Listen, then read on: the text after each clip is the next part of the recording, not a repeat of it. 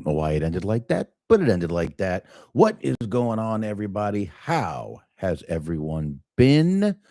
I hope you've been well. I've been pretty good. The holidays are here. I can't even freaking believe it. We have been already celebrating. We've been celebrating Hanukkah.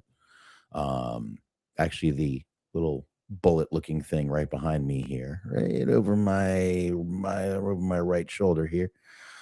That's the pinter. I'm making beer right back there. That's right.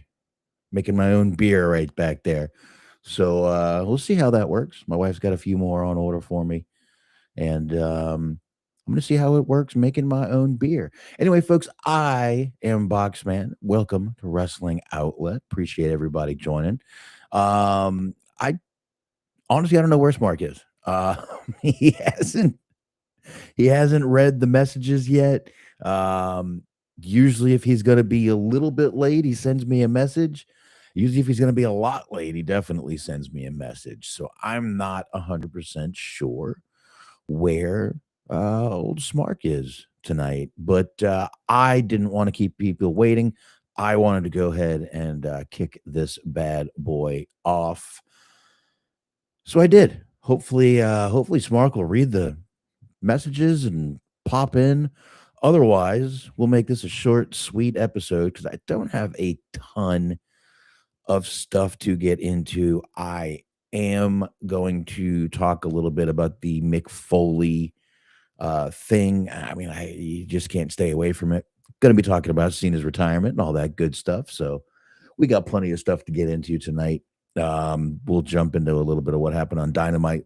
Well, I'm going to say it was on what was on TV last night, but it had already happened because they're in Cardiff, Wales. They are over there and overseas. So, but let me just hope no one minds that I do this. I did just mention Hanukkah. I did want to just say thoughts, prayers to everybody up in Bondi in Australia. For those of you who don't know, I'm sure you do. Couple of guys during the first evening of Hanukkah, when the sun goes down, that is when Hanukkah starts. A couple of guys started opening fire. And I believe the last count, it was 16 dead until a true real life superhero decided to jump up from behind a car and take out one of the shooters. Take down while taking bullets himself. Still managed to wrestle the gun away from him and hold him down until cops got there, just with the gun on him. I think I hear Smark coming in. Nope, maybe, possibly. Let's see. It is. He's here. He showed. What's going on, my man? Can't hear you. You're on mute. Now you're not. What's going on? What was that? There you go. There we go. All right, how we doing? Doing all right. Okay, so we done with the politics talk yet, or no? No, actually, I was hadn't got to that yet. I was actually talking about the. I was actually just mentioning the tragedy in Australia that happened in Bondi with the during the first night of Hanukkah there, when the two gunmen opened fire. Basically, I was just talking about the guy that jumped up from behind a car and took down one of the shooters, wrestled the gun away from him and held him at gunpoint until the cops got him while taking gunfire. Guy took 2 bullets, I believe. So there are real life superheroes out there, folks, and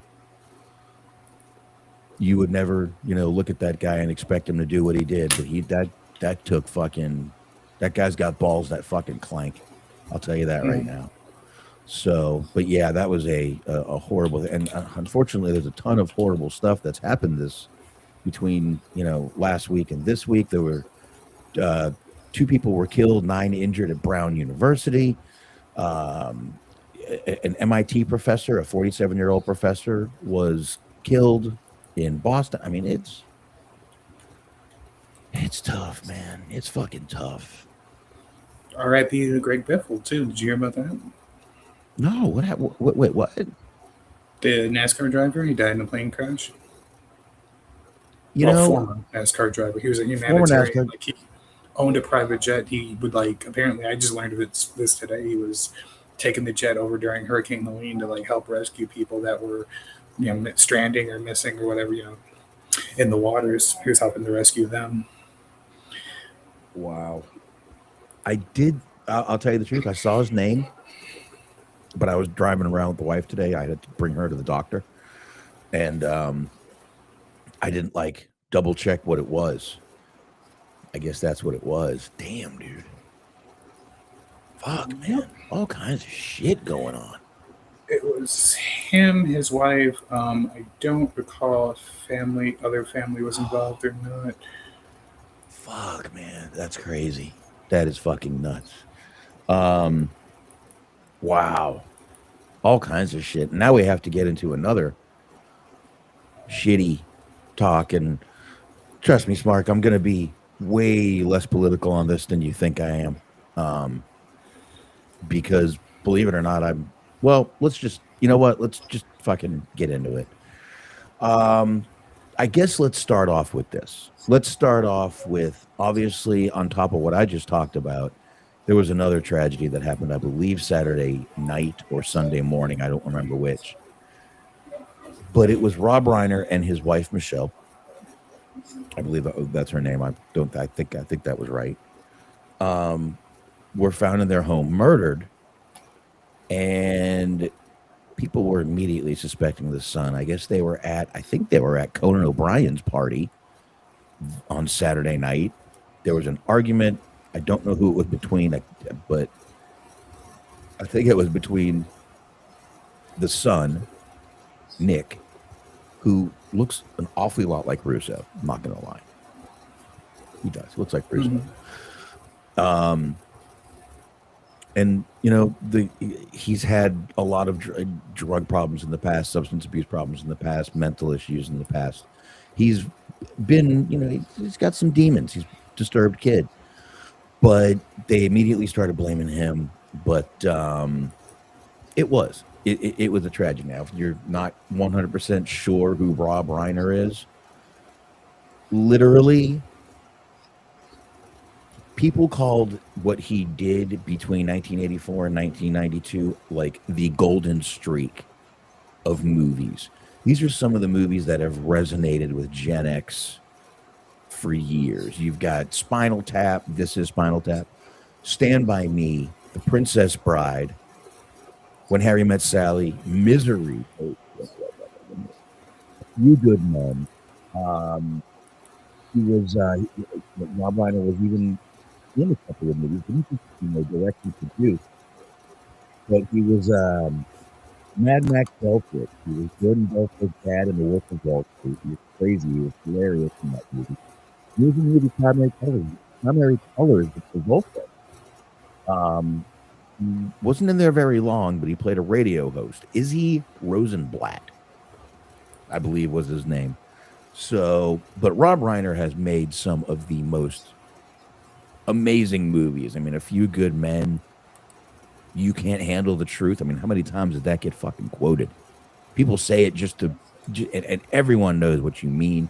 Misery, James Caan and Kathy Bates, unbelievable movie. You seen Misery before? Of course, yeah. Yeah, great movie. When Harry Met Sally, little rom-com. I'll be honest, I have not seen that movie. Princess Bride, I've seen. Another Billy Crystal movie. You got two Billy Crystal movies right there. Stand By Me. Oh my God. I mean, that movie right there. I absolutely love that fucking movie. That is an incredible movie. And then This Is Spinal Tap, which was actually his directorial debut. So he has done some amazing things in Hollywood, especially between 1984 and 1992. Or 1992, sorry. So, but anyway, he passed away. Now, he has been a very outspoken person on Trump and MAGA. He has said some pretty literally ended one tweet with "fuck all you MAGA." But anyway, I'm that has nothing to do with anything. Let me explain one thing, everybody. This is a tragedy, no matter what.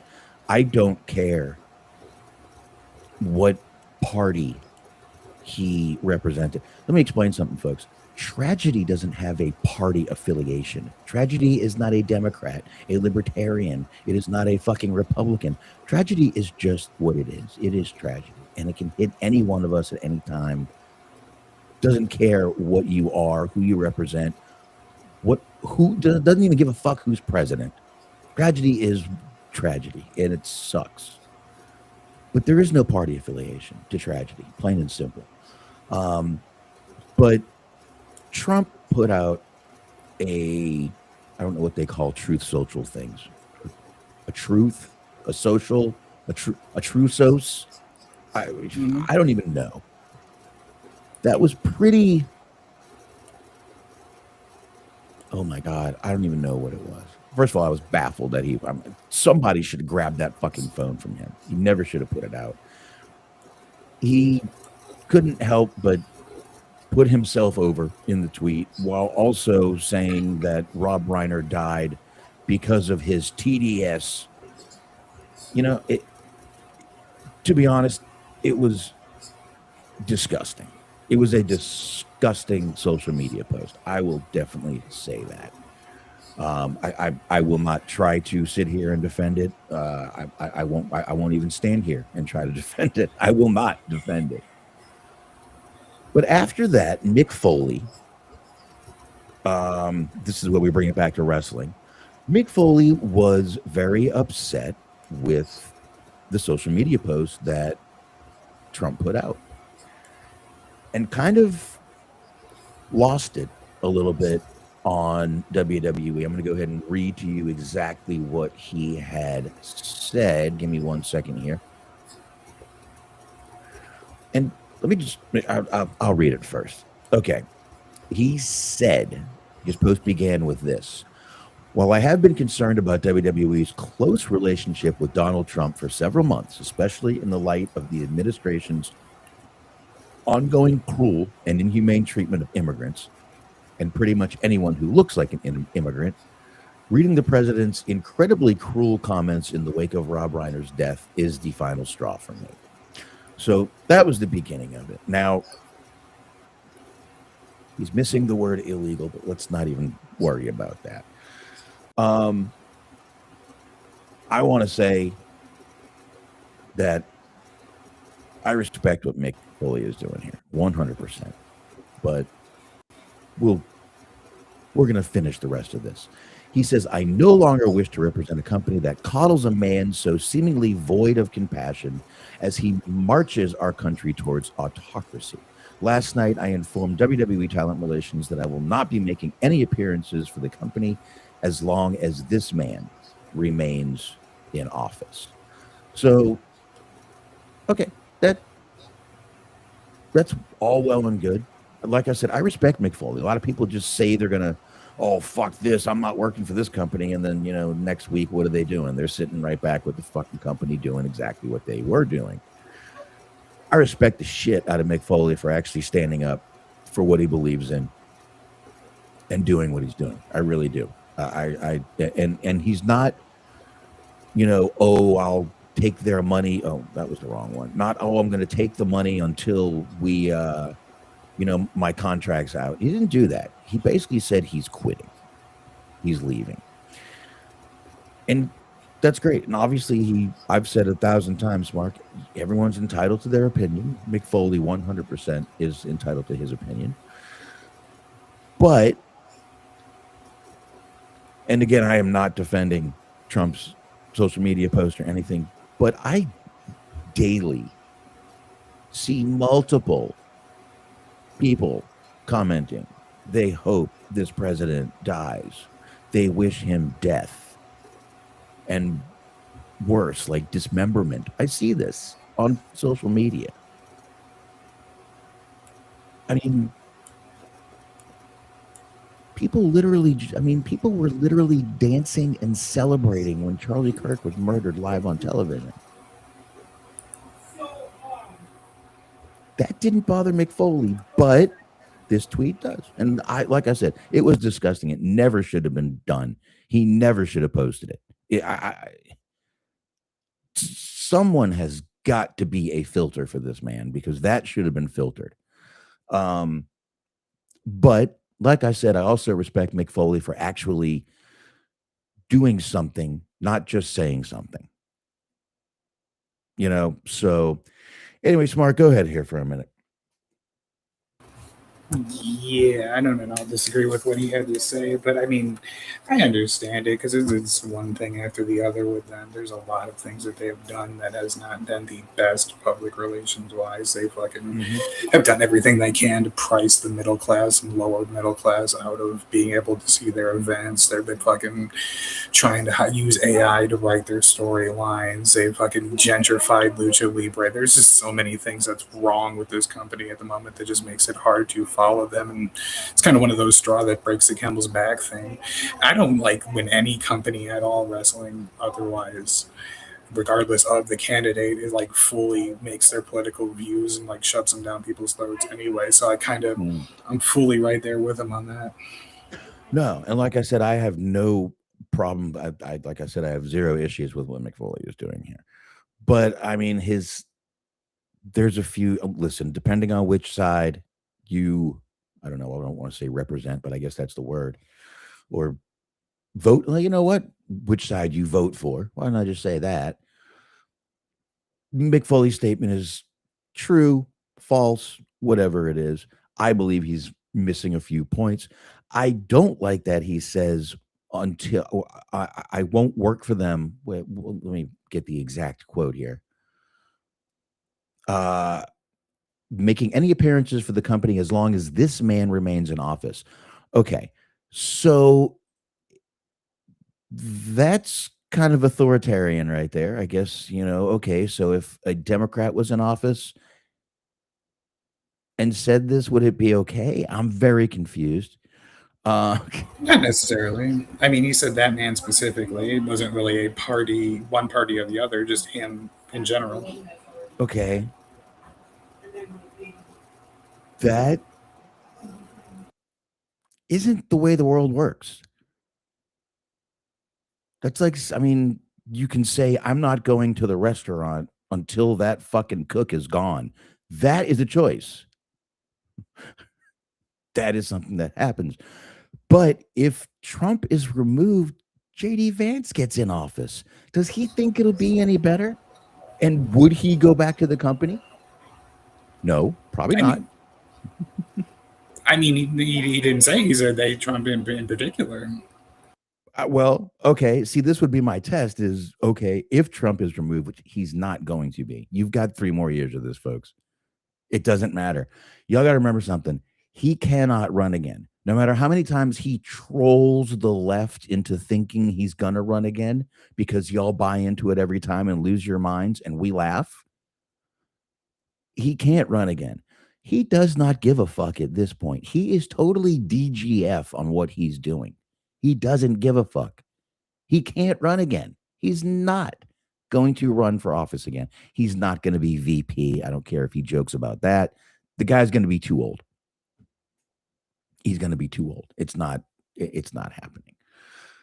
But that's really where it is at this point. And I mean, I know, get him out of office, but everyone forgets if he's out, JD Vance goes in. And then if something were by any chance to happen to both of them, it would be the Speaker of the House, Mike Johnson, who everybody still hates because he's a Republican too. So really, you're fucked. Okay. The guy from PW Insider? No. Brother moved on up in the world. I hear you, my man. He's upward trajectory like a motherfucker. Hey, that's how it works. That's how it works. You move up slowly in this world.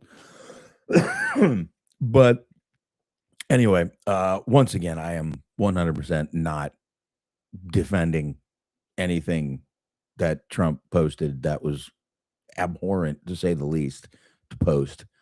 But I have seen some pretty disgusting things said about him, about Republicans in general. I mean, I hate to say, but that was nice compared to what I see on social media every day. And I know social media is not real life. It's where the, worst of the worst post. So, but anyway, um, horrible tragedy on the side of the Reiner family, though. I will say that. And like I said, that guy made some amazing movies, has made some amazing appearances in other movies, and it sucks. And it's obviously people who do want to see Mick Foley, it sucks for them too. I don't see him going over to AEW or anything like that. There has to be, I guarantee there's some people over there that also agree with, things that Trump do, or at least some things that Trump does, and probably disagree with a few things too, like I do. But I don't know. I don't know where Mick Foley's going to end up, but it does suck for people if he had tours and, he said he already had some, dates scheduled and he canceled them. So that sucks. That sucks for the people that really wanted to see him. Really, he's hurting fans more than anything by not living up to his agreement. That's just me, because he had till February left on his contract. I feel you work your contract, but that's just me. I mean, I think he can still make public appearances if he wants to do like stand up or like make another do a book tour, or do meet and greets, whatever the fuck he wants to do. I think he can do that on his own or through separate agencies. I don't think he really needs them to help him out there. So he can still see the people if he wanted to see the people. Oh yeah, and he can do all the conventions and stuff. He can just, I'm sure he has a agent or two that he knows. Mm-hmm.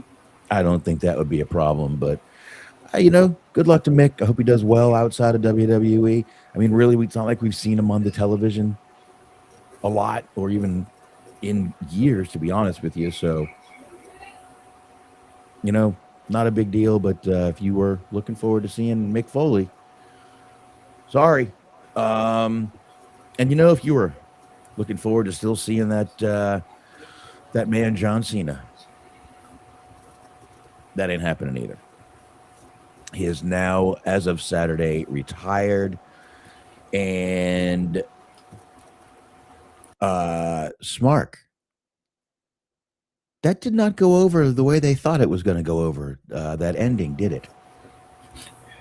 I'm surprised, because I said I predicted that they're going to have him win, and like we argued about it, and you said you didn't think it was going to happen because it didn't make sense, and I agreed with you that it didn't make sense, but I thought it was still going to happen, and then they actually did what ultimately seemed like the most logical, sensible decision, and then everybody still complained about it. Like, I guess they've been conditioned to like see so much fuckery that when something that actually makes sense happens, they lose their mind. I don't understand. Well, most people complain because he tapped out, and Cena's very rarely tapped out. Mm-hmm. But he was smiling when he was being choked out. So, the guy knew what he was doing. Trust me, the guy knew what he was doing. But what really, and I forgot I had this other video here, what really baffled me is the reaction Gunther got after he left the building. Watch this. Fuck you!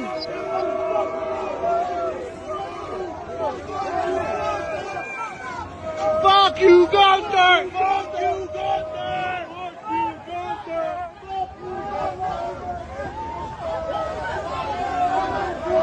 Fuck you, Gunther! Fuck Eddie! Fuck you, Gunther!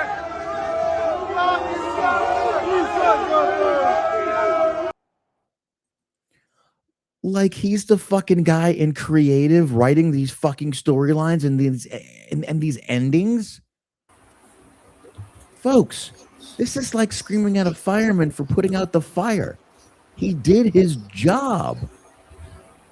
Yes, but they were calling him by his character name. It wasn't like they were like actually being like his real name and being like, "Fuck you, we hate you, you horrible piece of shit." They weren't like throwing bricks at the guy. They were just playing along more than anything. That's kind of the response they wanted. You know? That's fucked up. I still think it's fucked up. I mean, I would say it's fucked up if they were actually like harming him or throwing things at him or making it personal in some way, shape, or form. I think more than anything, they're just kind of playing along. That didn't seem like playing along, but if you say so. I mean, just come on, they're just because they say fuck him. Like back in They haven't thrown anything yet. Like 20 years ago, they were chanting that people were crack whores and like they suck dick, and like there was like signs that were like "Gold Dust raped my dad" type shit. And so it's like, come on.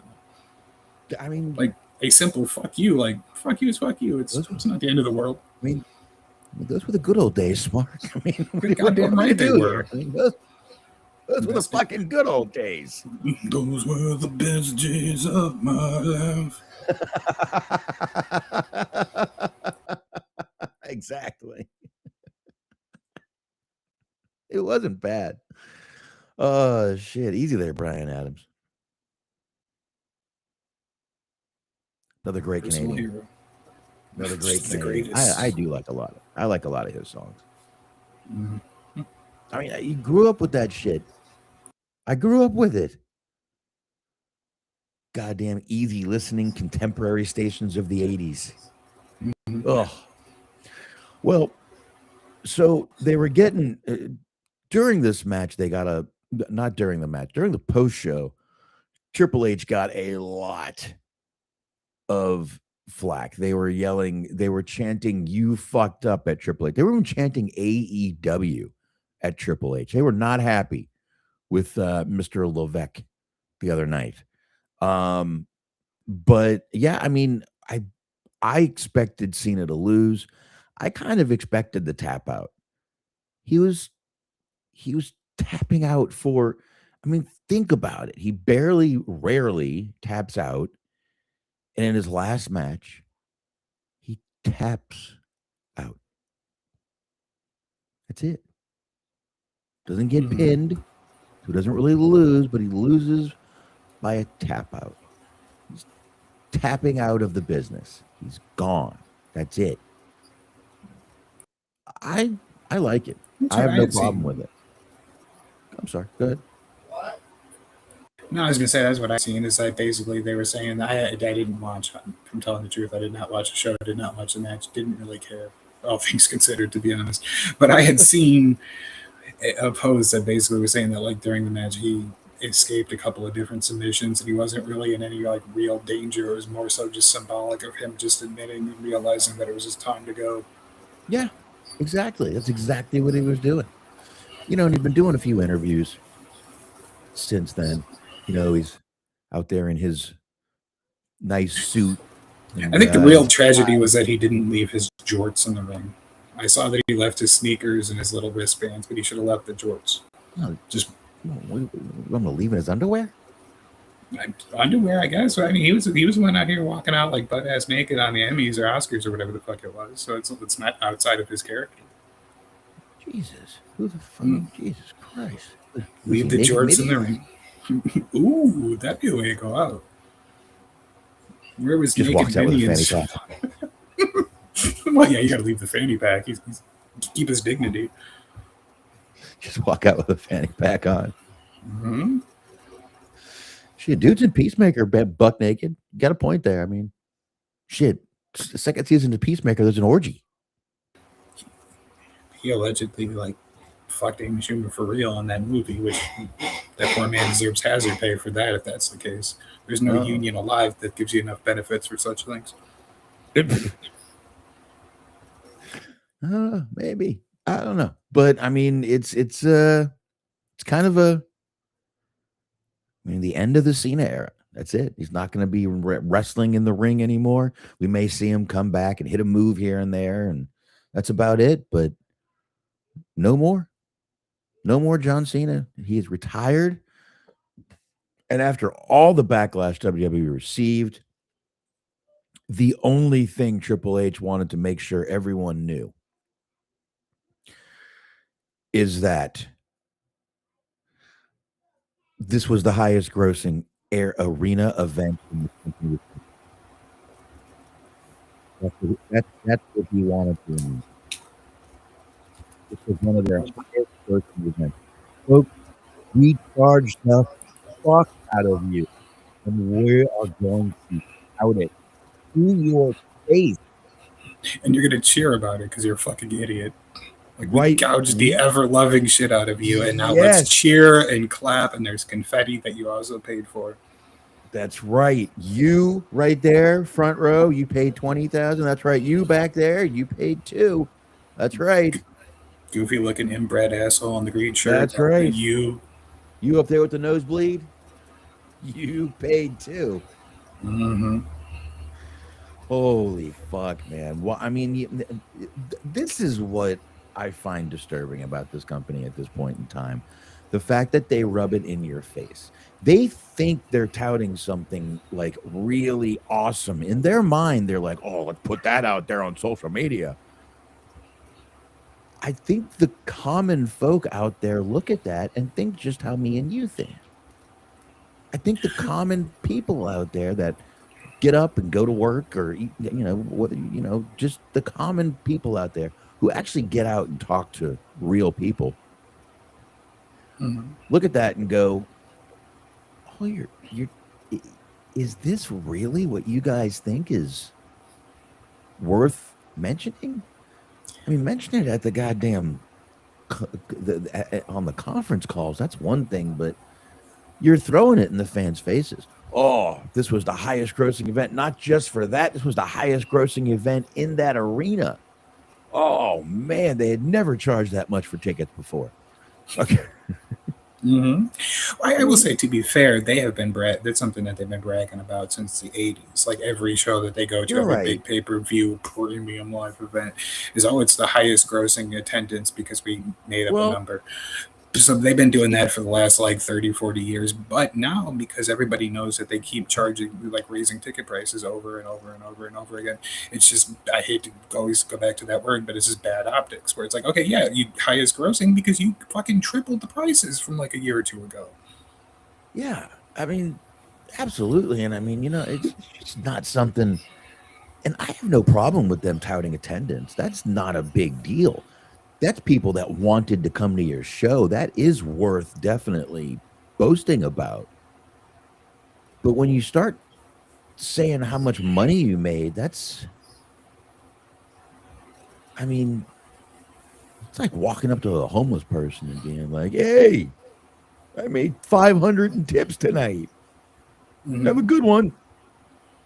That's one of the things that makes me not watch them, is like that when I occasionally would watch them, it would seem like I was always watching, like while watching a pay-per-view or premium live event, I felt like I was watching like an infomercial for their company as a whole, in a way that just felt very like just kind of gross and tacky.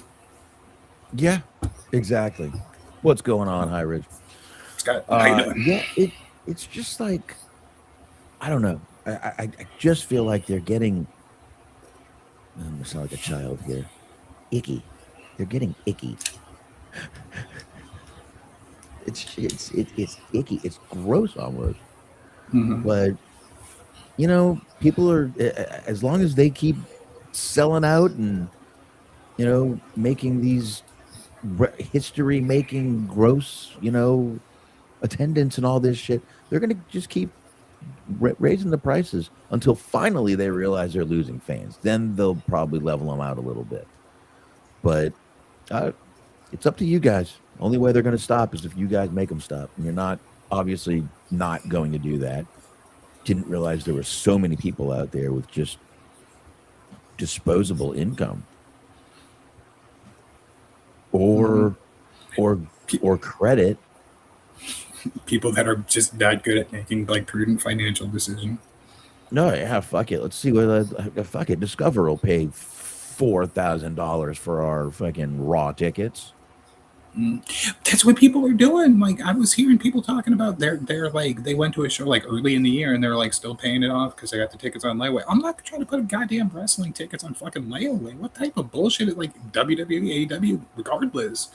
My God. Like, fuck that bullshit. The last time I paid for a wrestling event, I paid $40 fucking to see Chikara. Like, that was a one-time only payment. Wait a minute. So you can get like wrestling tickets now on like a auto like a car loan, like a car title loan. Like literally layaway. Like, you can, like, in installments, you can pay for it. What do they take if you don't pay? You just don't get the tickets. your arms. Okay, that's understandable. They send the guy from Kai and Tide. He comes and choppies your people. Oh, you should take your fucking eyes because you need to open them. You obviously do not open your eyes if you're paying this much, dude. I guarantee there's people that have literally got credit cards just to go to wrestling events. Not even the WCW credit cards. You remember those motherfuckers? I actually do. They had one of them was like Scott Steiner, and one of them was like Goldberg. I think they had like a Sting one. I think they did. I do remember those. Those were the good old days. Which is like a perfect like allegory story for like just bad financial decisions. It's like you somewhere out there is a person who like ran up an excessive amount of like just bills on a WCW credit card. Like two entities that were not good at spending money.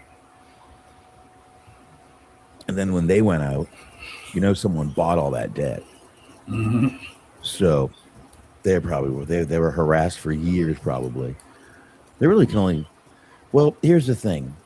If the debt got sold, technically they can only harass you for 7 years. But if like it waits 5 years and then it gets sold and then they start calling you again, you got 7 more years. So you got to hope your debt doesn't just keep getting sold and sold and sold and sold and sold. Sometimes it does, sometimes it doesn't. You never know. But debt sucks, man. I worked in debt settlement and customer service, and I've told the stories before. The phone calls I would get were just absolutely heartbreaking. So I'm glad I don't do that anymore. Anyway, that's enough of that. Trust me, we'll be talking about their next highest grossing event anytime now. For sure. Mm-hmm. So AEW did announce that I can't believe we're already talking about pay-per-views coming up, but we're talking about pay-per-views for AEW coming up, and they have announced that in April we are going to see Dynasty, and that is going to be coming from British Columbia, Vancouver, over there in Canada, over there in Bryan Adams country, the land of Bryan Adams. That's where this is going to be. That land of Bryan Adams. Maybe he'll be singing the national anthem. Maybe. You never know. You can only hope. These things. So, yep. So that is that. I don't really know. I didn't really expect to spend more than just a minute on that, but I thought we'd mention it because there's really not that much to get into this week. Obviously, we got the holidays coming up. Everything's kind of wrapping up. This is most people, this is their last live week, if they were live. So I literally have customers that have already started sending me at the beginning of this week. I got people saying that they were already gone till 2026. Don't even contact me. And this annoyed me. A person put in their email, this was to me the most unprofessional thing. I will be until, and then the date, out of office. Ooh. I wanted to kill this person when I read it.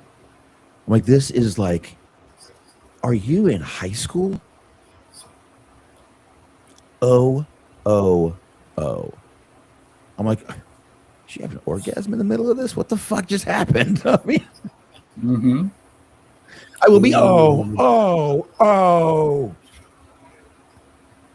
until January 3rd. Okay. It's a really long O. That's just, that annoyed me. That really did annoy me. What cheered me up was watching reaction videos. People reacting to songs they had seen listened to the first time. Mm-hmm. I got on a kick of watching those, and I have to say this. I don't care how this sounds. This is I love watching the like totally unprofessional ones, the totally like amateur ones. And I hate to say this, but I love watching the black dudes because at any moment when the song gets good, they can just leave. They will go, oh shit, and they will just walk away. And they're gone. You can hear them, but they are not in front of the cameras. True North would like to know, why is Boxman sending emails to Sherry Martel? I'd like to know that as well, actually. Well, sometimes my email gets stuck. And also, I've said this before too. If I was a black guy, that's all I would be doing too, because it's such easy money, and I don't blame any of them for doing it. But it's just like, okay, just pick a white person song, be it rock, be it like fucking country, be it fucking yacht rock, whatever the fucking Dave Matthews, and just go, oh, this shit right here. This some shit. This some good shit. I mean, I don't normally fuck with this, but this some good shit. Yep. And then, when it starts kicking in, they just get up and walk away. I love watching those videos. One of my favorite ones to watch is the Cartier family. Cartier family, they are fucking hilarious. I don't really watch any of them. Sorry. But like now, anytime I listen to any music at all on YouTube, that's what ends up showing up in the related video section. It's like you watch one song on YouTube and then it's like 47 different people either telling the truth or pretending like they've never heard the song. Yeah, I still like watching them. I love watching them. I don't know why. I'll think of a band and I'll be like, let's look up some reaction videos for those. And I love watching them. I get caught in, I'll be like, oh, I'll watch like 3 and then I'll go have lunch. Next thing you know, I'm eating my lunch while watching these videos. Oh, it's 3:00. Fuck. Okay. I mean, watching them is one thing, but like, imagine making them. Like, imagine making reaction videos. Could you imagine? Can't even. That? Perhaps with somebody we know, like perhaps, and then just never letting them see the light of day. I have them. They're right here. He wouldn't let us live that down if I didn't make that joke. Anyway, I can show you the file, the folder, videos. I just haven't. I need to find some software to do it, but I don't have any. I could probably do it online somehow. I'll figure it out. I'm gonna have a lot of time on my hands during the holiday. Actually, starting tomorrow, next week is going to be absolutely dead in my business. So I'm pretty much taking next week off, which is fine with me. Cool. We won't be here next week, folks. Christmas Day is on Thursday. We are literally 7 days from Christmas. Mm-hmm. Can't believe it. So most here. Cannot believe it, man. This year has flown by. I guess people are right. The older you get, the faster they go. And speaking of pay-per-views or PLEs, whatever we're calling these things now, if you were wondering what time the 2026 Royal Rumble will be starting, because it is don't forget, it is in Saudi. So if you're wondering, what time is it going to start when they're over there in Saudi? That is 2:00 p.m. Eastern time, folks. There you go. So now you know when to be sitting down and ready for this. 2 p.m. Eastern time. Nothing like a nice 2 p.m. kickoff. And that's on. And when is that? Sometime in January, mid-January. January 31st. That's January 31st. So that is a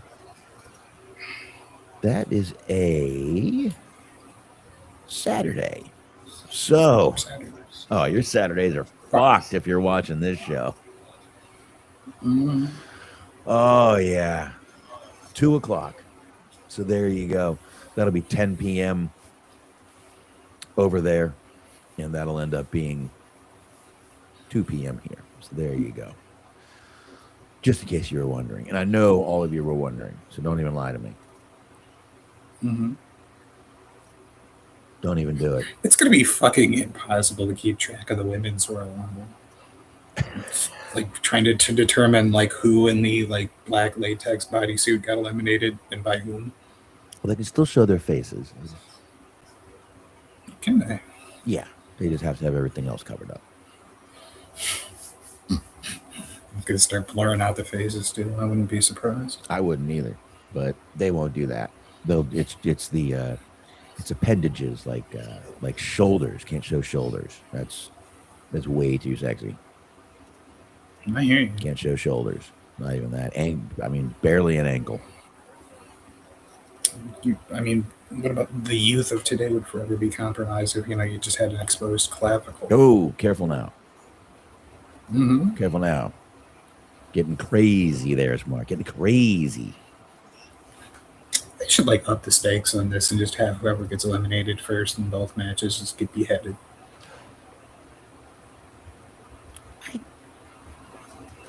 Somebody over here might have a problem with that.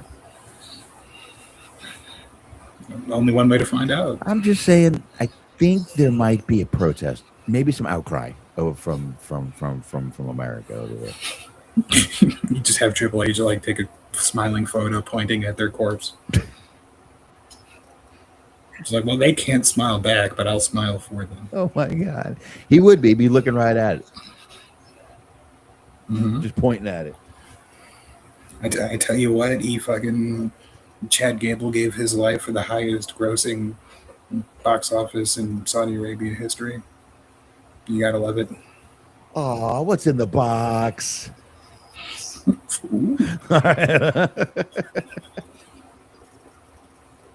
What's in the box? It's the first man pinned in the match. Oh shit! Off the top and right into the guillotine, just bang bang. There you go. Why worry about it? All right. So folks, Ricky Saints, formerly Ricky Starks. I don't know if anyone knew this. Might have, might not have, but he is going to be in a TV show. Going to be he's going to be making an appearance on CW's Wild Cards. I have not seen this TV show. I don't even really know what it's about. But he is going to make an appearance on season 3. What do you think of that? Starts on January 26th, by the way. He's going to be he's going to be a fitness instructor who gets interviewed by a detective. I think this might actually be a preview of it right here. That you're looking at the picture of. This is right off the review. It says CW. I mean, this doesn't sound nearly as captivating as the weird furry movie that Roman Reigns and CM Punk are making. It's a cartoon. Oh, yeah, it's a cartoon, not a documentary. Sorry. No, but Punk's movie is coming out in January too. I think the 16th. Mm-hmm. I think Night Patrol comes out the 16th. I see, believe it or not, a lot of the horror Facebook pages I see are promoting that movie. They're waiting for it, man. Oh, that one's gonna be fun. I was talking about the one where like he's like a zebra or some bullshit. Like he's like a zebra cop or something. I don't know. Zootopia. I mean, he might not be a. Yep. The Zebros. Yes, that's it. Zebras. The Zebros. That's right. They will be. They're doing that. That's what they're doing. This actually seems like kind of a show that I would watch. And by the by, it is raining like a motherfucker right now. So if I lose connection, you know why. Okay. All right. Hopefully you won't. Let's see. The show sees a demoted cop, Ellis, and ex-con Max Mitchell work as detectives. How is an ex-convict a detective? True North would like to know, is he wearing a women's dress? And to go back to the Saudi Arabia Royal Rumble thing, True North has some ideas as to who the first entrant is going to be. Uh-oh. Yeah, I don't want the government coming for us. And this obviously isn't the first time we've seen these guys appear on CW. A couple of the guys, I know the Miz appeared on Burn Notice a few times. Big Show was on Burn Notice. These guys have done this. It's not a big deal. I guess Tony D'Angelo was even on an episode of Wild Cards last season. So this is something they do. Trick Williams was on a show called All American on CW. This is just something they do. It's not that big of a deal. But no, Ricky Starks is not wearing a dress. That is, well, maybe it is. You know what? It's almost 2026 at this period, folks. Maybe he is, and there's nothing wrong with that. If he is, there's nothing wrong with that. Not a problem. Not a problem. Holy shit, we're going through this quicker than I thought because I'm already on my last little. We'll say I think I'd rather watch him be a fitness instructor in some like Law and Order ripoff than like watch him feud with Ethan Page. So I'd be more willing to check that out. Yeah, I'm with you. I don't know.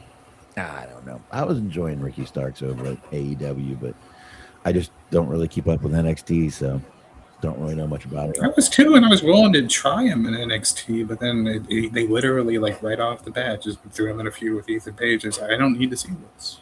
I don't like anybody enough to watch them feud with Ethan Page if I have like autonomy over the decision as to whether or not I want to or don't want to.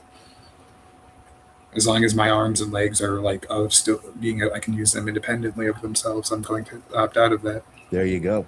Really, you just need arms. I was just saying, basically, what I'm saying is, as long as I'm not like tied up in a room somewhere, being forced to watch it against my will. Otherwise, I'm not actively seeking it out. You got to pay extra for that, Smark. In some places. Yeah, most places. True. Most places you're paying extra for that. Inflation's hit everybody. Someone's got to buy the fucking rope, motherfucker. Fucking listen, plastic's going up, so are zip ties. Let's do this. Come on. Fork it over, bitch. Everyone's getting fucked over by these tariffs. Everyone, man. Listen. Blame Trump, man. I need more zip ties. Blame Trump. Okay? Okay. I got a housekeeper to keep in a basement here. I need more zip ties. That's right.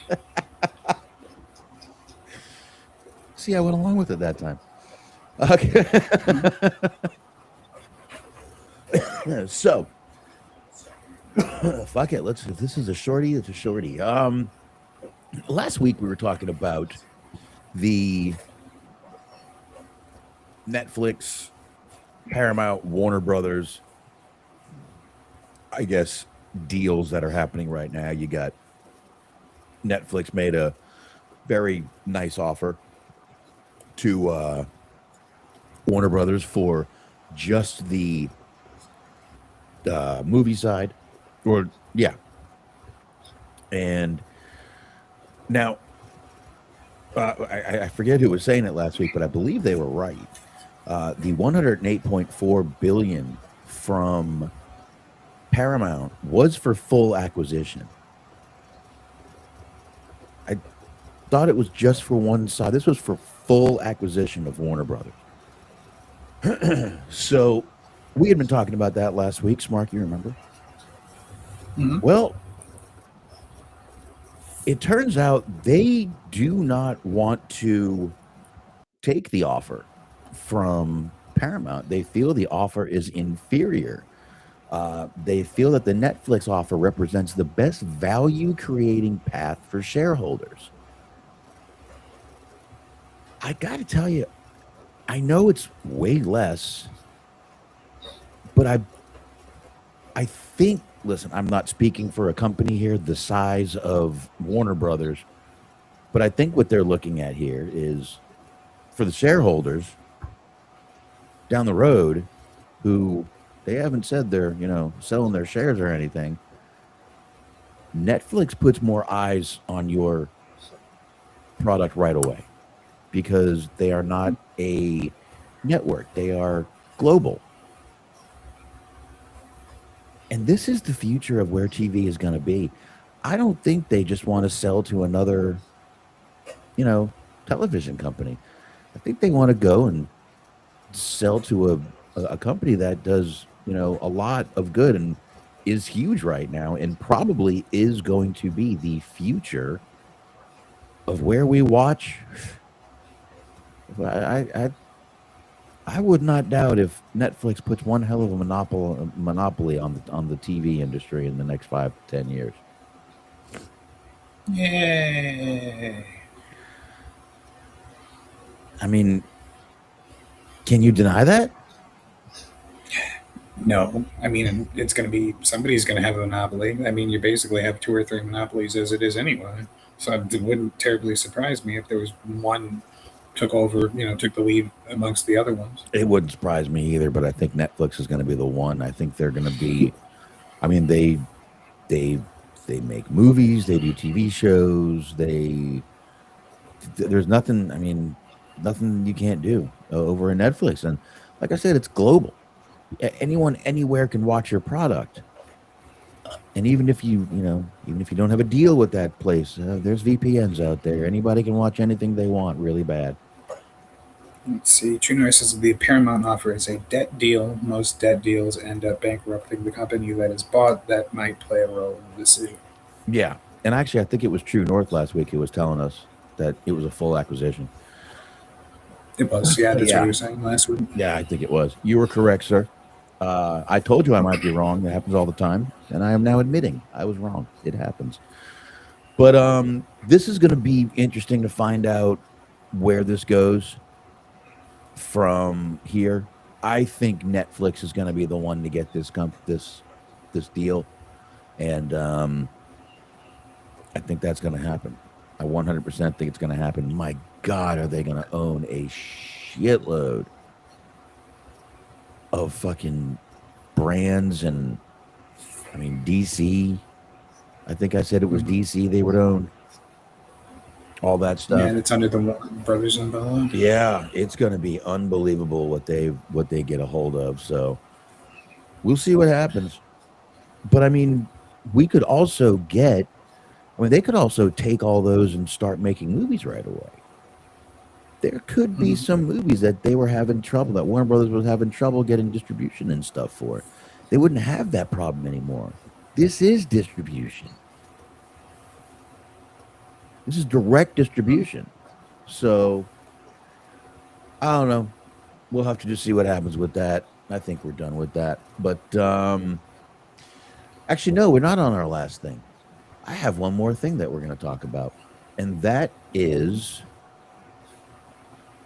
Sports Illustrated, folks. They did their end of the year rankings for pro wrestling. I forgot they did this, but they do. And Smark, I know we don't. A lot of times we don't do those. I actually did find that list the other day when I was looking through some stuff of year-end awards. I actually found the whole list. So maybe we'll do that at the beginning of the year. The problem is every time we say that we don't do it. But there's going to be some changes anyway coming up in the next year, but not the next year, in the next few months. But we'll figure all that out later. Let's go through these real quick, Smark. Sure. All right, let's do it. Sports Illustrated. This is their 2025 end of the year awards. Let's start with storyline of the year. They chose Hangman Adam Page's redemption arc.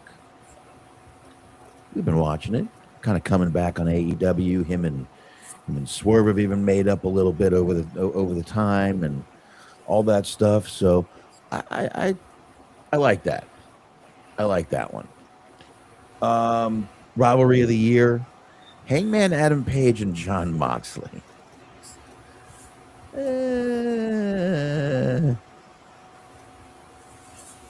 Maybe. I mean, think of something better. Okay. Go ahead. You can say it. I'm already Tony Storm or Ryan May. Exact. I swear to God, I was thinking the same thing. Unfortunately, a lot of that didn't happen because, I mean, a lot of it was early in the year. But yeah, that was a good one. I mean, this was good, but it wasn't. I mean, I guess I don't know. I can't off the top of my head. I really can't think of another one, which I thought I would be able to, and I didn't. I mean, honestly, it's just me, and I feel like it's a little bit of a controversial opinion. I would even say that fucking Ricochet v Hurt Business was more interesting for me personally. There you go. Got a good point there too. Ricochet has been done great this year. Had a great year doing this. You're 100% correct with that. Heel turn of the year, they chose Naomi. Okay. She's done pretty good, I guess. I guess I could go with that. Best on the mic, Timeless Tony Storm. I'm not going to disagree with that. I have liked everything. Mainly me. I have complimented her on her promos many times this year. That's probably right. That's probably definitely a correct one. Best in the ring, going Will Ospreay. Okay. I don't care what happened. That was going to be controversial no matter what. That was going to, no matter what, be controversial. I mean, there definitely could be a few better out there, but this article was very heavy AEW's way. I haven't mentioned one WWE or NXT star yet. I will. There you go. Yeah. Oh, Naomi, you're right. I have. I'm sorry. I have. Breakout Wrestler of the Year. I actually totally agree with this one. I think it's been really good to watch. Is Kyle Fletcher. I'd like to know, did John Cena win for worst heel turn this year? Oh my God. Maybe. Yeah, a lot of people are complaining about that whole storyline, man. They hated it. I mean, I watched some of it and it didn't go well. Like, I kind of like the idea that he was purposely like trying to wrestle boring matches to like be a bad guy, but didn't really seem like they did anything with it. He was just like, I'm a bad guy, I'm a bad guy. All right, I'm not a bad guy anymore. Yeah, I mean, that was horrible. I don't even know why they did that. I think, Cena's out here with these interviews and going, oh, I really had no input. What was going to happen in my career. At the end there, I totally disagree with that. I think he had 100% input, but Cena's a company man, so it is what it is. But yeah, that was pretty bad. Comeback Performer of the Year, Ilya Dragunov. Sure. Okay. Tag Team of the Year. Fuck. FTR. Nah. Okay. Who? Hurt Syndicate. Fucking Hurt Syndicate. Hardy Boys. Just kind of anybody who is an FTR. Fucking Hardy Boys over there in TNA have had a great fucking year. They could be it. My God. Fucking FTR. Match of the Year. Io Sky versus Rhea Ripley versus Bianca Belair at WrestleMania 41. I mean, honestly, to double back to the tag team thing, I just genuinely like FTR, like my hatred for Dax aside, I think the Young Bucks were more interesting this year. They did the whole fucking like poverty angle. It was pretty Very true. I like the Broke Bucks. You're very right. So, but that was their match of the year with the three-way match there, the women's three-way match. I don't know, man. I would have put that fucking women's match that just happened on that women's Jesus Christ, the cage match.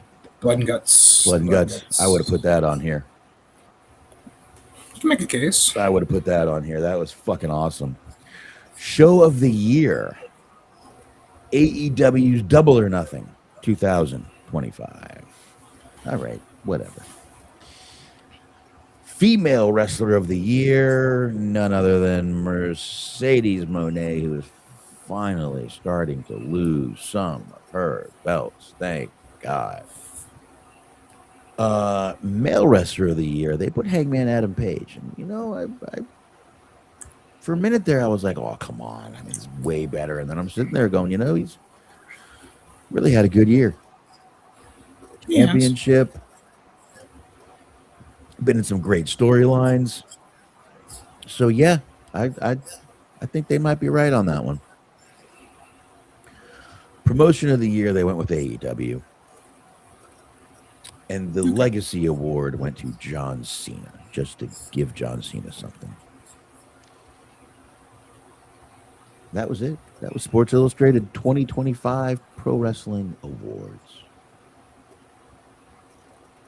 Yeah, that was it. I mean, there's some I don't necessarily there's some that I kind of disagree with, but I don't think there's anything there that was like objectionable. No, I'm not going to sit there and scream and yell over a stupid list from Sports Illustrated. So, yeah, I mean, we need the clicks. Oh, I'm really too tired to fucking yell. What would Salamonster do? Not yell. He doesn't yell. What would JD from New York do? Oh, he would scream, yell, tell you this is the worst list in the world. You guys need to be calling.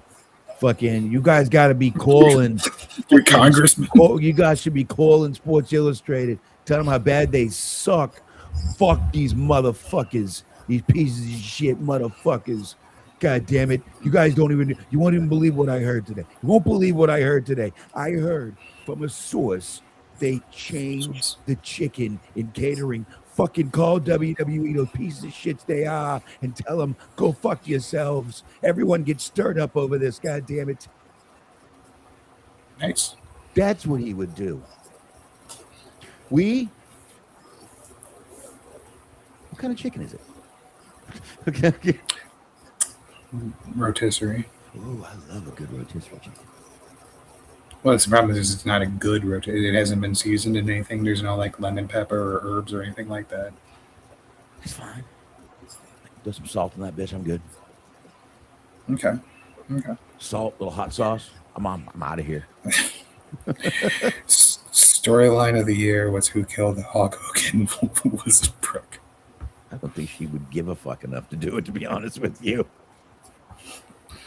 That's true, but she didn't even want them. She didn't even want to be in his will.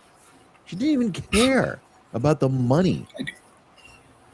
I do like the idea that in an alternate universe somewhere there's like a fucking interrogation scene with Brooke Hogan that's being led by like Jimmy Hart. He's like yelling at her through a megaphone. Why'd you do it, Daddy? It was your fault. Come do it, Daddy. Come on, baby. Why'd you kill him? We need money. We're trying to get this real American wrestling thing off. With this big, tell me the truth. Don't make me play the bad cop. We got Brian Knobs out here. He could be the bad cop. He's gonna show you his asshole, baby.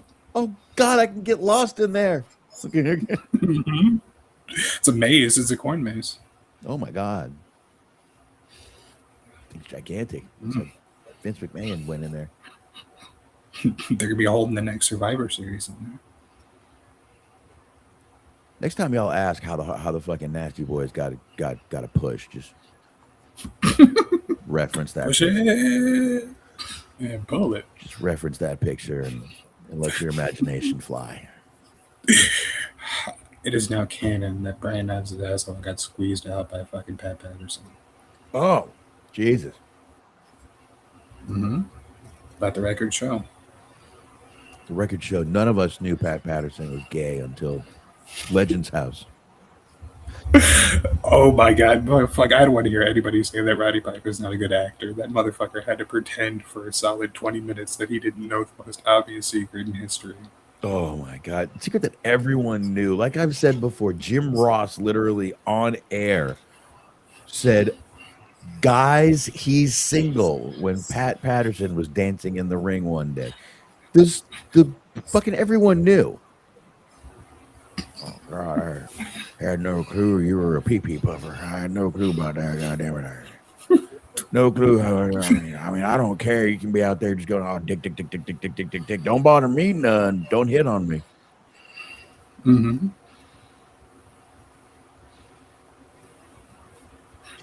That was such a great show. I mean, it was terrible, but it was great. And fucking Gene Okerlund trying to fuck the host. It was great. Oh. Just Gene Okerlund just day drinking, harassing There the was a fucking poor lot lady of- from the Pussycat There Dolls. was a lot of stories that Ian Gene was a hound, Good for him. a fucking hound. Gene So Okerlund, the Pussy Hound. Good for him. loved it. He loved That's the what they- pussy. Loved the That's what pussy. You had to pay extra on the WCW hotline. He would talk dirty to you. Oh, maybe. Mm. Maybe. You never know. Do you think he was out here playing rock and roll hoochie-coo? True North says, I didn't know that Vince and Sean were gay until Bret Hart told us last week. Oh my god. That was part of his annual Christmas message. Doesn't Brett have a plate in his head? Probably. Let's not take anything seriously. Anyway, let's get through this episode of Dynamite, and then we can get the fuck out of here nice and early tonight. Sounds good. It wasn't that. I mean, listen, we're in that Continental Classic season, holiday season coming up. Again, it had already been taped. It was in, they were over there in Wales. We kicked off with a Continental Classic match. No one expected Roderick Strong to beat John Moxley. Did they? Really? Did they? No. And we got exactly what we expected from that. We had a $1 million winner take all trios match. And I immediately thought of Smark when this match started because Don Callis came out. And I wasn't sure if Smark moved to Wales because there was a sign that says, I hate you, Don Callis. Yeah, that was me. I went to go visit Luke. Turned out I was in the wrong place, but Well, turns out it was a little girl, but okay, if you say so. Okay. well, you know, I raised her well. Great to go. Good job, Smark. Way to go. Children are the future. That was hilarious, but it was oh, excuse me, folks. It was Okada, Takeshita, and Hechicero versus the Elite, Omega, and the Young Bucks. And we'll get to that in just a second. What the hell was that? Yep. The whole house just shook. The Elite won the match, and of course there was chaos after the match until the cleaner came in with a broom. Mm-hmm. I'm surprised they didn't tell us Kenny Omega returned. He's been gone for a week and a half. He's returned. You sure did. Oh my God, Kenny Omega was gone for a week. He's returned.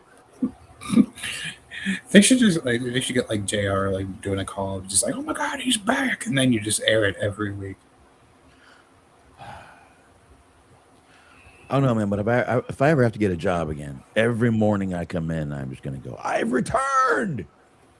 Mm-hmm. Hit my music. More places need to offer entrance music. That'd be a job perk. I'd like it. Okay. True North wants to know which wrestler would make the best phone sex worker. My guess is Snitsky. Yeah, it's not my fault. I'm trying to think. Lance Storm? If we can get serious for a minute, I will play with your asshole for 5 seconds exactly. Okay, seriously. 1, 2. I will not 3, eat your 4, pussy 5, because, as you know, I will not eat your pussy because I only eat steamed chicken. So That's right. I mean, it's up to you how you get off, but leave me out of it. That's right. Oh, the steamed chicken turns you on. Well, that's a good thing. I steam it. Hot and wet. Oh, yeah. Trying to Seriously, think. it's hot and it's wet. Seriously. Let's see. Who else would be a good one? Shit, back in the day, Lita, from what I hear, would have been a great one. I would have called. I loved me some Lita back in the day. Cena. He'd be so professional about it. Cena would be great. Just demanding that you clean up whatever mess you make. Obviously, AJ Styles. You want to do what? That'd be wild. I don't even know what that is. Okay. They cocky. What? Hold on. Let me look that up. Let me Google that. Okay. Listen, sir, the only glory hole that I know of is the confession booth down there at That's the portal to Jesus, sir. I don't know what you're talking about. you put it through But I the think you need to visit the portal. What did you just call the portal? That is not a portal, sir. That is exit only. Mhm. Things come out of that portal, not in or up. Oh no. I didn't get to this company until Pat Patterson was gone, so I didn't have to do any of that business stuff. Let me That tell would have been you a one great thing. one. Son, why do you think I was in TNA for so long? I wasn't trying to do all that mess. You know who would have been great at phone sex? Andre the Giant. I mean, stick my finger in your bottle.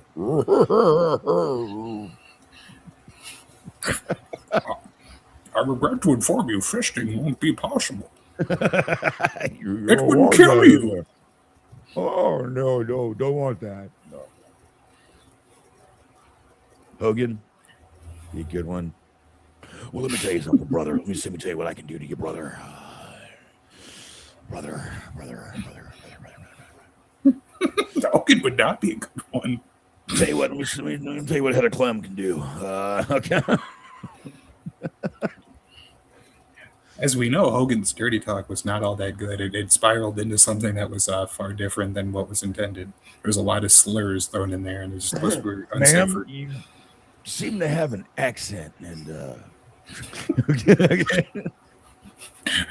I don't want to know what his role play would be, but I would definitely involve whips.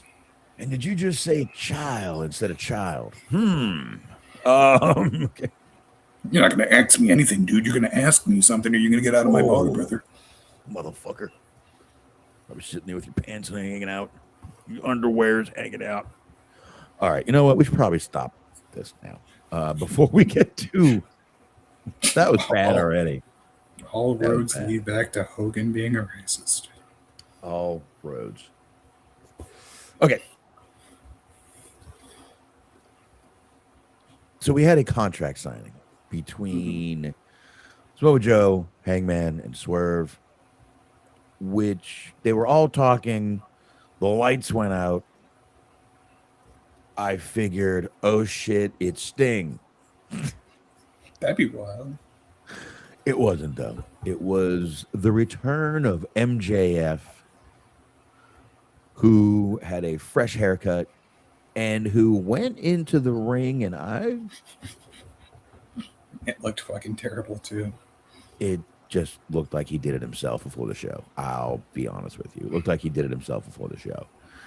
To me, it looked like he fucking spray painted the hair on his head, like when Hogan would do the fucking spray paint mustache thing, or beard, like back in the WCW days. Like, it looked real bad. Like, it looked real fake to me.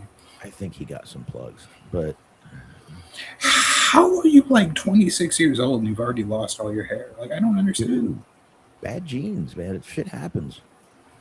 Because, I mean, like, he's like 10 years younger than me, I think, if not more. And, like, I don't have a lot left, but I'm still hanging on to it. Dude, at 27, my buddy finally just shaved his head. He had no hair left, barely. I mean, it was just thinning and thinning and thinning. Bad genes. His dad was bald. Oh So, my God. If you could say a little prayer for like Samoa Joe's tongue, because when he made fun of Joe for his hairline being pushed back, I was like, no, you don't want that. Like, he probably had about 18 comebacks, so he didn't get to say any of them. He just had to, like, they even made a dick face tattoo, a dick face joke at him, basically, and he didn't catch that one either.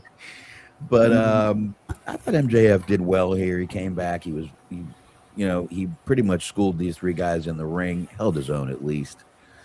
so just You go. know who the best would have been Who's for the that? phone, back to the phone sex? Heidenreich. Ooh, I mean, we Serena literally Combs. watched him rape Michael Cole. he sure did. We watched this happen, folks. That rolled pretty hard. And all Cole could do is just sit there and go, okay, okay. See, like I feel like I'm missing a very obvious one because I feel like there's somebody that like is known for having a distinct voice that I'm just completely forgetting at the moment. Hello, ladies. Oh no, you don't want that. It would start good and then it would like devolve into some very questionable like opinions and conspiracy theories that you don't really want. Are you part of the Church of Jesus Christ? I mean, Scott Steiner, I guess, unless you're a little bit heavy set. A lot of numbers. You got a 69% chance of coming when you add my 83% chance of coming. Okay. All right.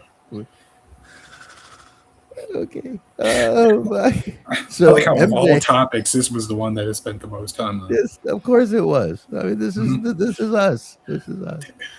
MJF didn't just come back and talk. He also cashed in his casino gauntlet contract, which no matter how much he tried to make sense of it, he cashed in his contract against two other guys or three other guys instead of one. But anyway, it's stupid. It's stupid. Then we had the women's tag team showcase, they called it. This was not a bad match. Mercedes Moné, Athena, Megan Bain, who, by the way, guys, single again. Is she? Shoot your shot with Megan. She broke up. She broke up with old Joey. Old Jelly. I mean, Yeah, God bless fella. them, because I've never seen somebody like outkick their coverage more often. I don't know, man. All I know is I don't care. That guy seems to lay some. That guy must have some pipe, dude. Because he's had some fun, man. I mean, Marina Shafir was also in this match. She was? Yeah, she was one of the. Yeah, it was 4 against 4. I will say this: whoever was in charge of the camera work in this match needed to be fired because Tony Storm did a stink face shot in spot, and they didn't fucking get any of it on film. None.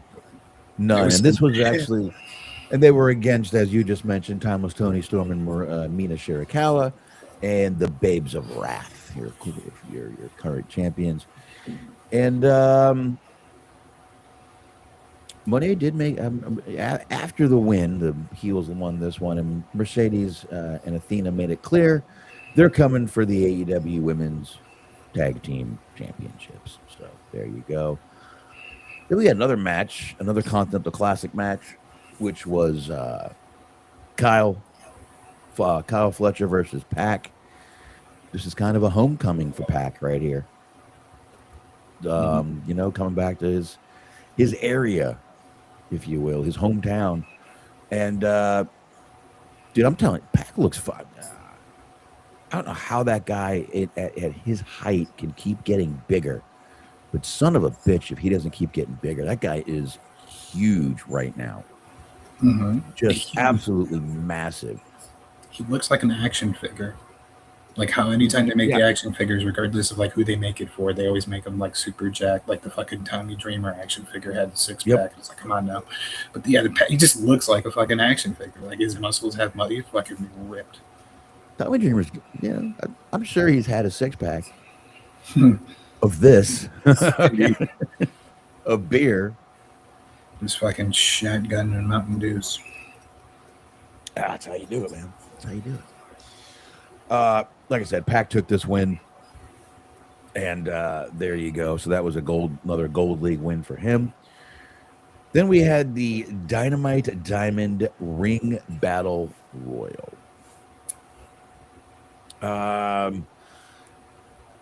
There were 2 winners. I think it was Ricochet and Bandito ended up being the 2 that were down there. And they are going to have a one-on-one match next week and determine who is the Dynamite Diamond ring holder. That means MJF has actually lost the ring? I mean, it's supposed to be a new guy every year, but he just happened to win the last, like... He keeps winning it. Well, he hasn't been here, so... All right. About time someone else had that. Not like whatever. So we had another Continental Classic match here. which was Orange Cassidy versus Mascara Dorada. And that was Cassidy picked up that win. So this was a Blue League match. So he moves up to 6 points and gets the win in that one. And then we had Jamie Hayter versus Isla Dawn. Another, Jamie Hayter, another one kind of returning home there too. And Hayter ended up getting attacked after the match after she picked up the win with Sky Blue and Julia and Hart and Thekla. Chris Statlander came down, make the save. There you go. Hayter accidentally took out Statlander though with Haterade. And there you go.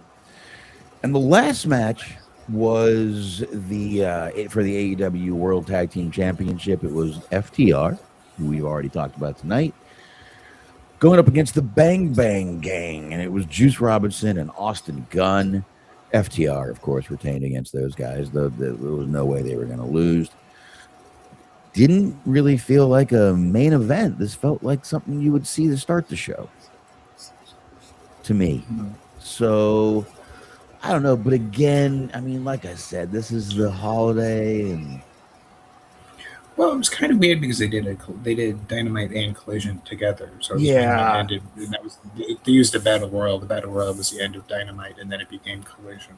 Which, I mean, it's all kind of Dynamite anyway because it's Wednesday. But You're right. So, well, there you go. I think we should leave it as a nice short one tonight. Sounds good to me. Got the holidays coming up. Everybody's busy. Smark, you see that little bullet-looking thing behind me over here, right there? Little black bullet-looking thing behind me over my shoulder. Sure. That is a pinter. That is beer brewing behind me. Oh, right on. My wife got me the pinter. So I am brewing beer right back there. 8 days out here, 5 days in the fridge, and then I can tap it so it'll be ready for New Year's Eve. Ooh. So New Year's Eve, I'll be able to drink my own brewed beer. It better be good. It smelled like candy. I don't know if it's going to be good. It smelled like... It's not necessarily a bad thing. Smelled like fucking peanut brittle. What it is, it's a liquid mix you put in there. All I did was put in the liquid mix, yeast, and water, drinking water. I put in my yummy, water that I got from the spring. So we put spring water in there, and I'll let y'all know at the beginning of the year how my beer tastes. Nice. Yeah, that's going to be pretty cool. But we are not going to be here next week, folks. Probably, we might, because I think the 1st is a Thursday. Mm-hmm. I don't know if Smark's going to be out of town or doing anything. We haven't really talked about it. I don't know if you're going out of town for New Year's weekend or anything. I don't know that either. Okay, so we may be back on the 1st. Expect us to be, but definitely we're going to take next week off. Let y'all just enjoy your holidays, which is what I want everyone to do. I want everyone to be safe and have a great Christmas and New Year's. Take it easy, everybody. No tickets. Don't want anybody getting hurt. Everybody, literally, with all the shit going on right now, please stay safe, stay observant. And I'm not going to stay. I'm not going to say stay vigilant, but keep your eyes open. Right. Keep your eyes open out there. I actually discovered something interesting. There's a bit of an urban legend that has emerged amongst my local neighborhood community. Apparently, there is a person, and I just discovered this fairly recently because I'm outside with the dog late at night, like around about 2 a.m. That's when the same time the bar closes around here. I'm not too far from a bar, just like a block or two away. Wow. It's up the street. Apparently, there is a person, don't know this person, would like to know more about this person. I'm in the midst of trying to find out about this person who drives a school bus and comes and picks people up from the bar so that they don't drive home drunk and brings them to wherever they need to be. There's like some kind of a fucking like Batman type character out here, like a vigilante helping fucking these drunks get home without causing wrecks. So, they're in a full-on regular ass like school bus.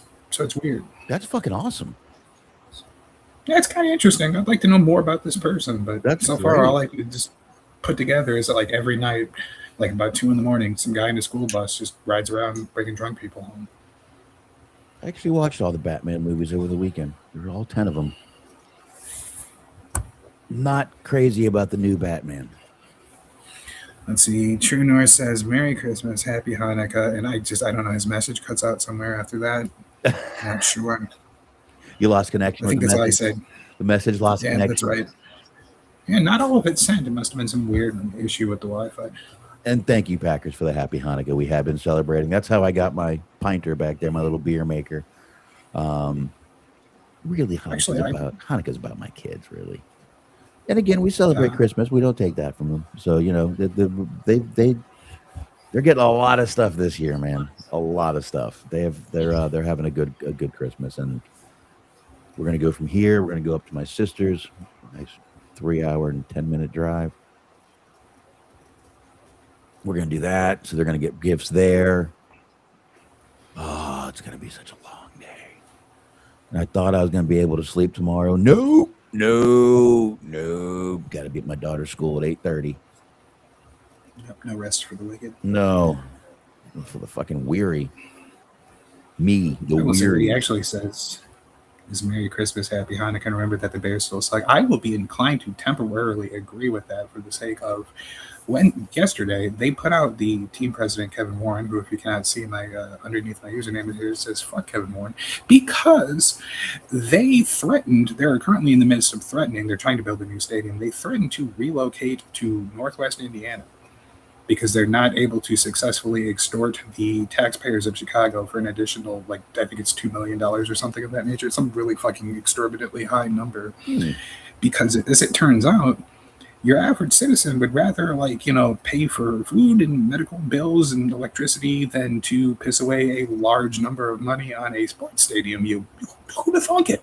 Who'd have thunk it? I mean, it's almost like the cost of living has doubled or tripled or quadrupled for most people across the country. What a crazy notion. So as it turns out, that's what's going on. And they decided to put that press release out a mere couple of days before the biggest game of the season. So now their fan base, instead of enjoying the rivalry with the Packers, are now upset that the team is potentially moving and or just angry at the team or ownership or politicians. Take your pick. Nice. On a good note, I paid $1.95 for gas the other day. Fuck yeah, brother. Hell yeah. And the Chicago Bears of Indiana. The Indiana Bears. Are there Bears in Indiana? That's right. There are Bears in Chicago. Well, bears of a sort. I don't know if necessarily the woodland creatures, but sort of the hairless large men that pick up drunks in school buses. That's right. I'm not Batman, buddy. But it is just absolutely fucking crazy that they're just now of all times threatening to move the team. They're not even waiting until the end of the year to start this bullshit. It's right now, biggest week of the season, right in the midst of a playoff push. Hey, let's go ahead and turn our entire fan base against us. That'll be good for home field advantage. Oh yeah, good idea. Oh well. So Saturday it'll be fun to just hear what kind of chants emerge from this. That'll be interesting. Oh yeah, I'm sure. Well, we're gonna get out of here, folks. That's what we're gonna do. We're gonna head out of here. Smark, I forgot to have you tell them where they can find those archives last week. I remember that about a minute and a half after we hung up the other day, last week. Hey, it's all good. If you'd like to hear me ramble more about sports, what you can do, there's a little show I used to host along with a couple of other esteemed colleagues, totally inappropriate team sports, aka Tits. Go ahead and check it out on the YouTube. Super Bowl stream going to be happening. We're going to be doing a watch along come Super Bowl Sunday, so that'll be fun. Go ahead and check us out. There you go, folks. Do that. And once again, don't forget about Christmas. Be very safe. And again, like I said, just be observant. Keep your eyes open out there. Just watch out for anything going on and get the fuck away from it if it is. Don't be a hero. And definitely be safe out there on New Year's. We always know those cops are out there, so stay clear of them. And that's it, everybody. We will, holy shit, we'll talk to you guys next year. Holy shit. We'll talk to you in 2026. Mark is checking his eyeball. That's right. All right. He's doing that this year. Looking to the future. That's it, man. All right, folks. We'll see you next year. Have a great one. And like we said, be safe.